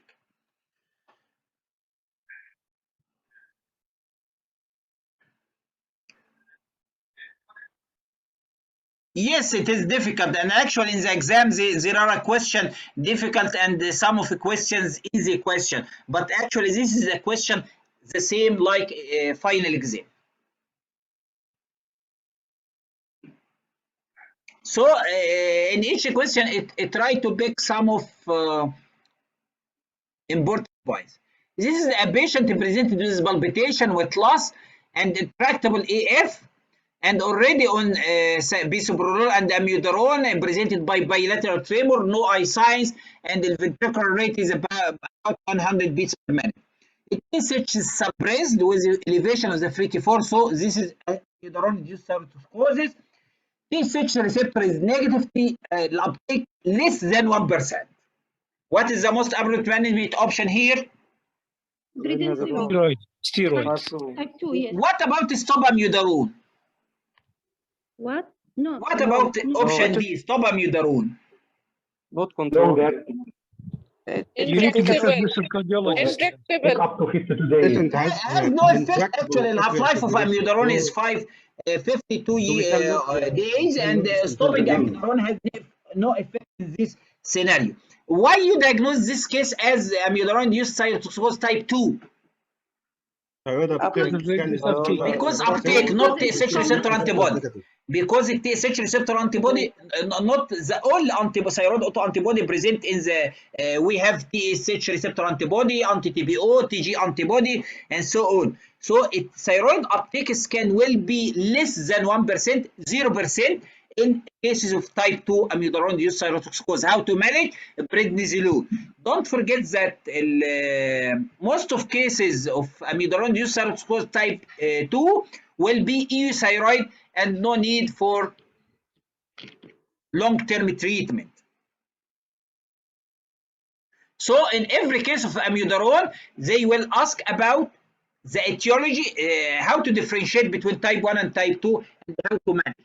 So the management is by corticosteroid. And this is from study PRN. This is a patient presented elderly patient tardis lethargy, paroxysmal AF, and already in the amiodarone, the patient appeared euthyroid, no goiter, 3 to 4 is elevated, total T3 is low with elevation of the TSH. Which of the following is the likely diagnosis? Amiodarone-induced thyroid dysfunction.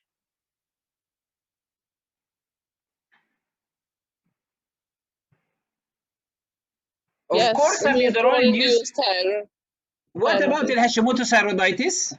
Hashimoto hypothyroidism? Must be also serum total T3 is high.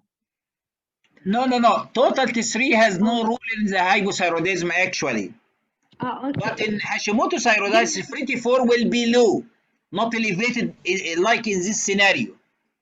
And don't forget that Hashimoto hypothyroidism is a goitrogenous disease, diffuse thyroid enlargement, and here no goiter.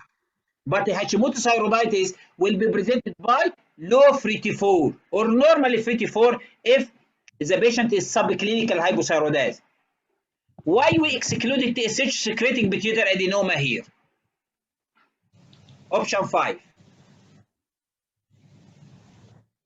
T4 is high. Serum TSH 9, non-suppressed TSH. Usually in the serum total T3 is high. yes. T3 So in the TSH secreting pituitary adenoma, T3 and T4 must be elevated with non-suppressed TSH. So TSH will be elevated, T3 elevated if T4 is elevated. This is a TSH secreting pituitary adenoma or thyroid hormone resistance syndrome. As in no T3 here, so a TSH secreting pituitary adenoma must be excluded. So this is a case of the amiodarone-induced thyroid dysfunction.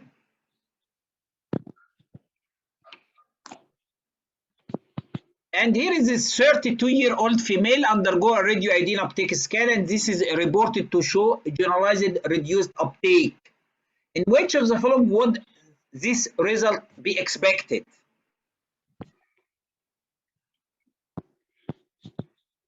Don't forget that we already in the amiodarone session. One.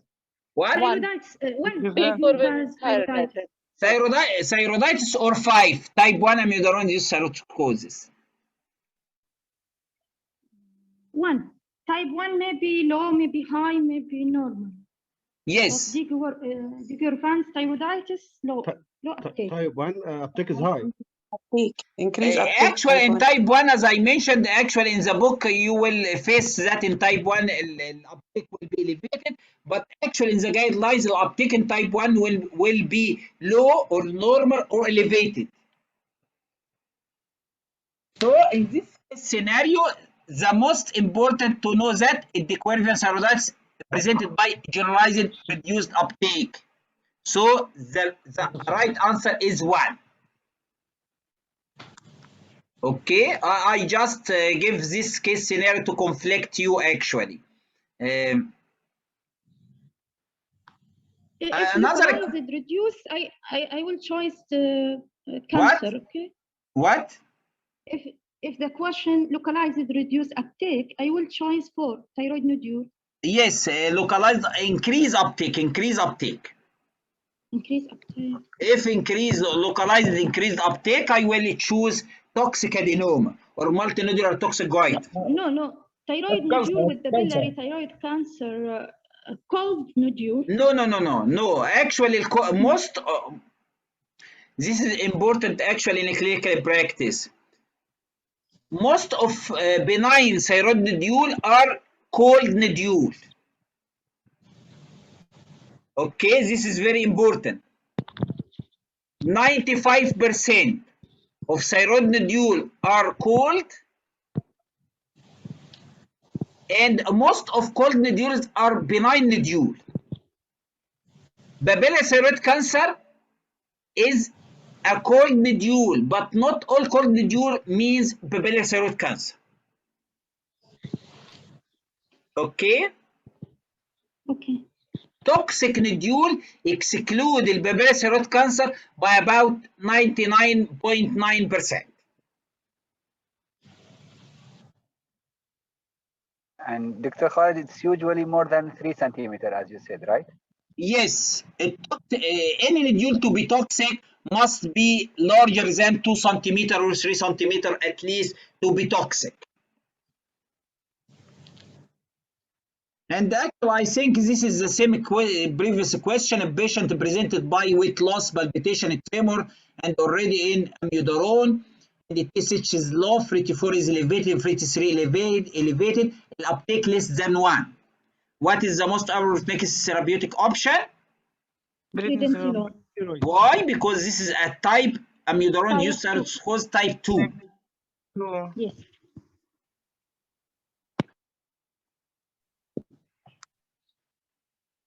And this is a patient presented by history of life-threatening arrhythmia already on the amiodarone. Please don't choose to stop amiodarone in any case, except after, especially in clinical practice, except after consultation with cardiologist if it is appropriate.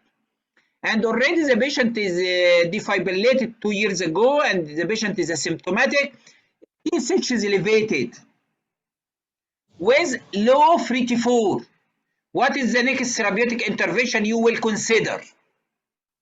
Liothyronine, radioiodine, start thyroxine, treat.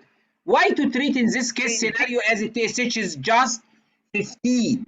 And we mentioned previously, we treat if TSH is more than 20. Why to treat here?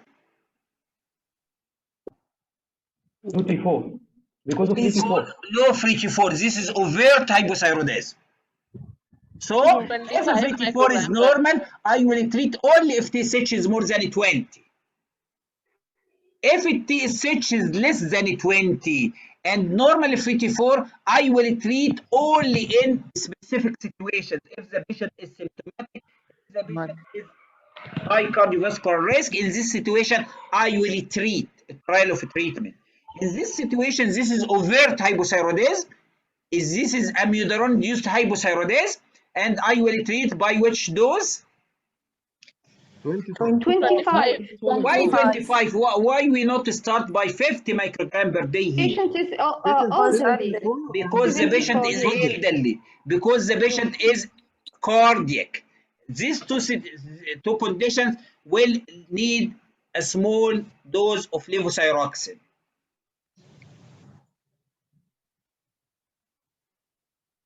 Why not to start liothyronine by small dose of liothyronine? Not recommended more than 60 years. Yes, not recommended in the elderly, not recommended during pregnancy, not recommended for the patient.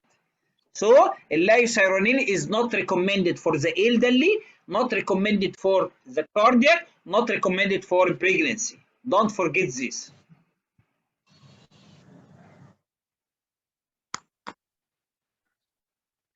So I will summarize this session and actually the previous sessions and this slides. This is the difference between Wolff-Chaikoff effect. Don't forget that Wolff-Chaikoff means hypothyroidism. This is will be seen in the normal thyroid patient or in the grave disease due to the excess of iodine ingestion and leading to iodine-induced hypothyroidism. What is the mechanism of Wolff-Chaikoff effect? And this is actually in the previous 2021 year exam by inhibit organification in the thyroid gland, inhibit the formation of the thyroid hormone, inhibit a release of thyroid hormone into the bloodstream. Versus John-Basedow effect. John-Basedow means what? Iodine-induced hyperthyroidism. Ingestion of extra iodine or contrast media or amiodarone will lead to iodine-induced hyperthyroidism. And how to differentiate between type 1 and type 2 amiodarone-induced thyroid is very important. If there is abnormal thyroid architecture or increased goiter or thyroid autoantibody, this will suggest type 1 amiodarone-induced thyroid. And don't forget that the radioactive iodine here normal, but in the guidelines it is low or normal or elevated. But in the type 2 will be suppressed near zero uptake. Late hypothyroidism is common with type 2. Vascularity Doppler, this is a very important increase in the type 1 and reduced in type 2. And don't forget that continuous flow Doppler sonography is the best modality to differentiate between type 1 and type 2. And the next one is radioiodine uptake. Yes, John-Basedow effect. John-Basedow effect, this is a case of iodine-induced hyperthyroidism. Wolff-Chaikoff effect, iodine-induced hypothyroidism. If a patient ingests a large dose of the iodine, by Wolff-Chaikoff effect leading to hypothyroidism, by John-Basedow effect leading to hyperthyroidism. And actually how to ingest a large dose of the iodine if the patient take a contrast media or amiodarone, this contain a large dose of the iodine may lead to hypothyroidism or hyperthyroidism. Hypothyroidism by Wolff-Chaikoff effect in a normal thyroid or in a patient with a grave disease. But John-Basedow effect usually in abnormal thyroid gland. So amiodarone-induced type 1 caused by John-Basedow effect. Amiodarone-induced hypothyroidism caused by Wolff-Chaikoff effect. Amiodarone-induced thyroid type 2 caused by destruction of thyroid gland, not John-Basedow effect. Okay, because John-Basedow effect usually occur in abnormal thyroid gland. And in type 2 amiodarone-induced thyroid, this is a usually normal thyroid gland. This is a form of thyroiditis. And this is approach to management of amiodarone-induced hypothyroidism according to the latest guidelines by ETA. And actually, we treat amiodarone hypothyroidism if TSH is more than 20. If less than 20, if there is a chronic autoimmune thyroiditis, I will treat. If normal thyroid gland, can amiodarone be stopped? If no, I will treat. If the patient is symptomatic or cardiac, if we stop amiodarone can be stopped, so I will stop amiodarone and reassess after 1 to 2 months. If still hypothyroidism, I will treat. If the patient become euthyroid, I just follow up. And this is how to manage amiodarone-induced thyrotoxicosis for type 1. I will stop amiodarone if feasible and will give cyanamide, anticarbimazole, plus sodium perchlorate.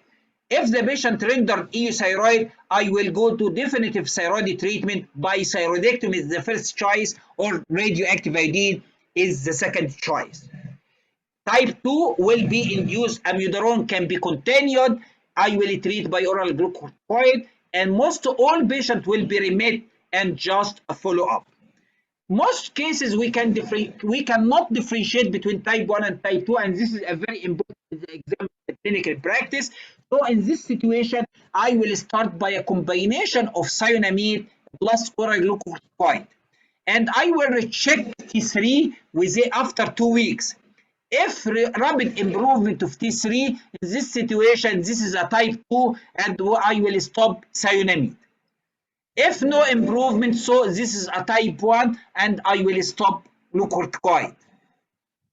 And later on, if poor response, I will start add glucocorticoid till euthyroidism, and I will go to the definitive treatment by the surgery or radioactive agent. So this is a very important algorithm, and this is also a very important subclinical algorithm for management of subclinical hypothyroidism during pregnancy. And actually, according to the anti-TPO, if TSH is more than 10, I will treat. If TSH between 2.5 to 10, I will check for TPO. If TPO is negative, I will. If TSH between 4 and 10, I will consider treatment. If TSH between 2.5 to 4, I will no treatment. If TPO is positive, I will treat. If TSH is more than 2.5 to 4, I will consider. If TSH more than 4, I will treat.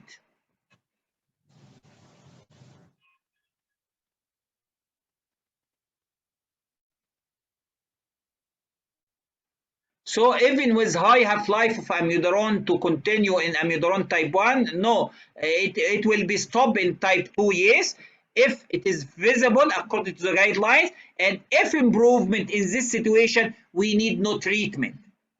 Even if with high half-life, Dr. Sadi. As I mentioned, the half-life of amiodarone is 2 days, and in some other situations, some references mention that the half-life is 56 days, according because the amiodarone is distributed in the fatty tissue. So half-life is dependent on the fatty tissue of the patient.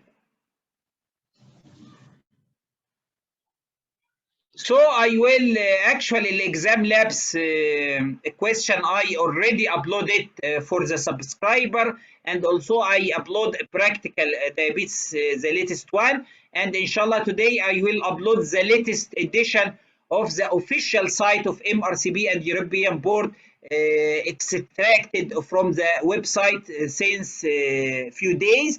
I will upload this document PDF file to subscriber inshallah today, and also I will upload this session inshallah today inshallah or tomorrow, and thank you. Actually I finish this session, and if anyone has a question, it is a welcome. Before starting thyroid cancer, because I will start thyroid cancer today inshallah, at least I can try to finish most of it, or at least some of its slides, because it is a very important. But if you need to postpone it to the next Friday, I will accept this. But if you can, if some of you want to continue, I will continue.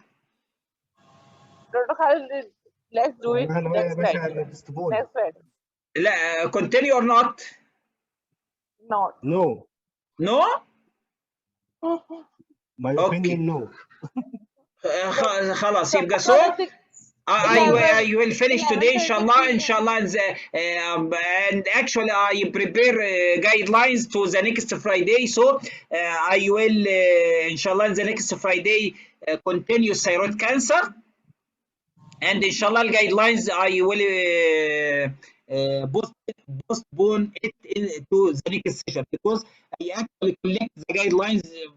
I think it is a very important session. I actually collect these guidelines. This is the all thyroid guidelines in one PDF files, and actually I will discuss it in separate sessions, and I will upload the PDF file to it, so I can go immediately to this one.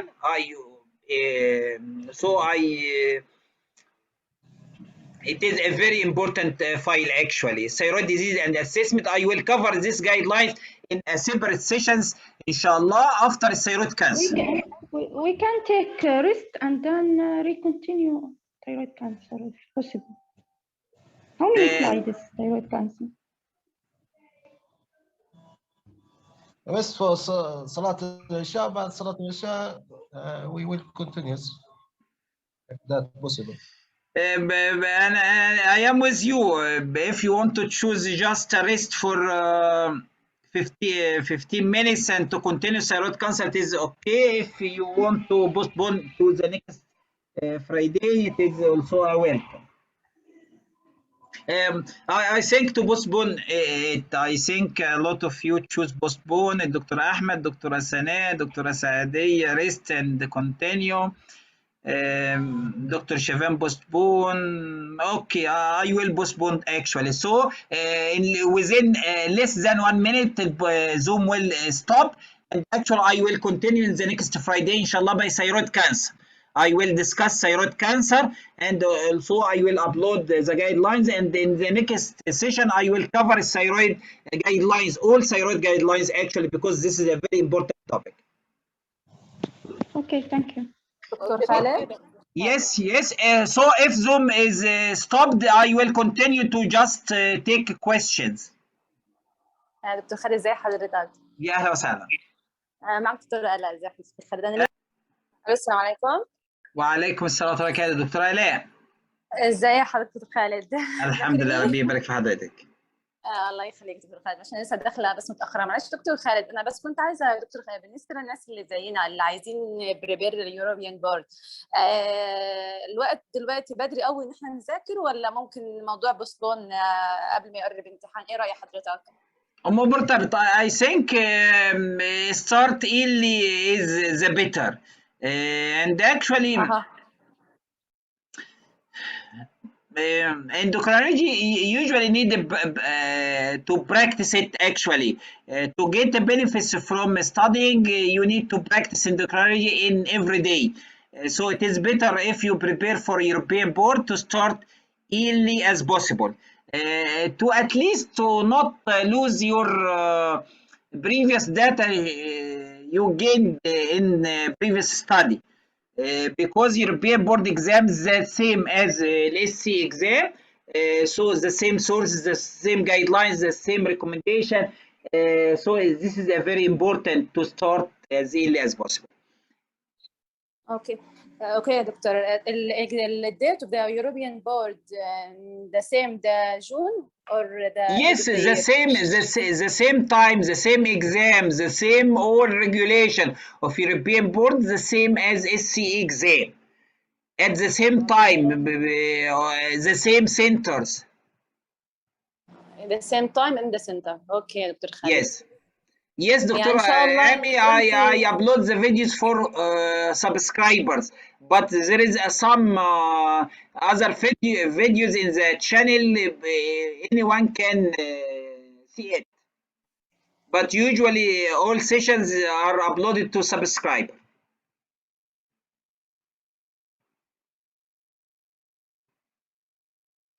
Okay, so I will see you later, inshallah, in the next Friday to cover thyroid cancer.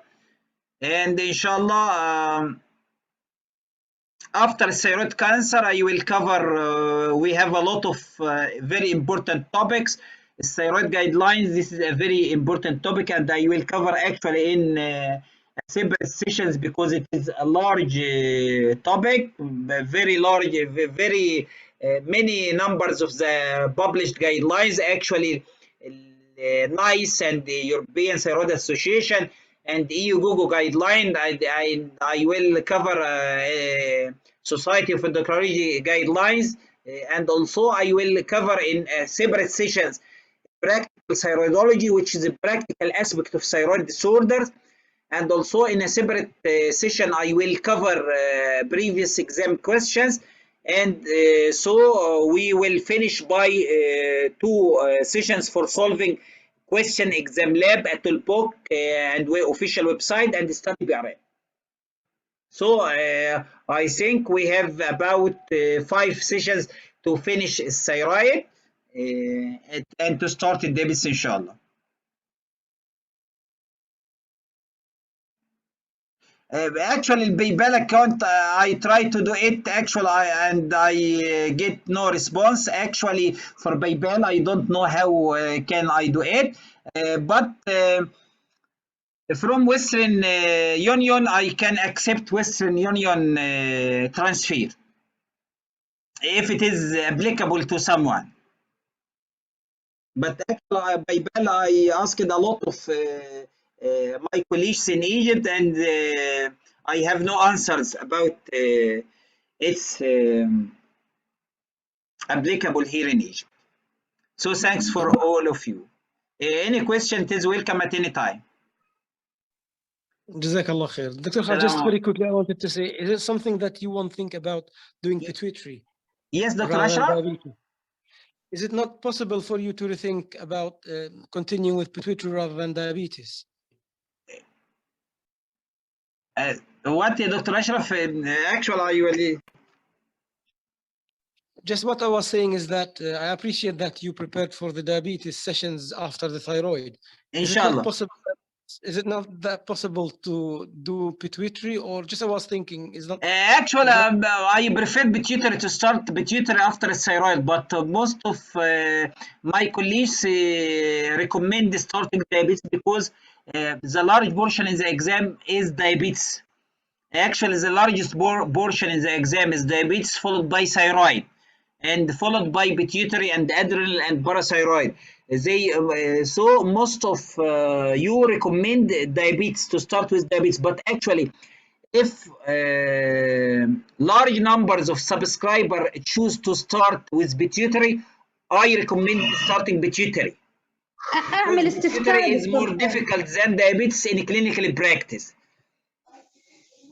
So please in the WhatsApp group, if someone recommend to start pituitary after thyroid, I will accept it. If large number choose to start with diabetes, I will start diabetes. Actually, both topics are important, and I will inshallah complete both topics. But which after thyroid, I am still working on it.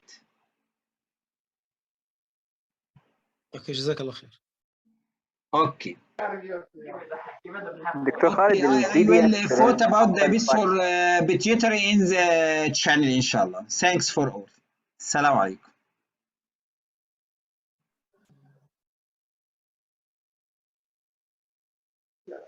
اوكي دكتور انا جاهز اعمل استفتاء دستوري ماشي اوكي السلام عليكم.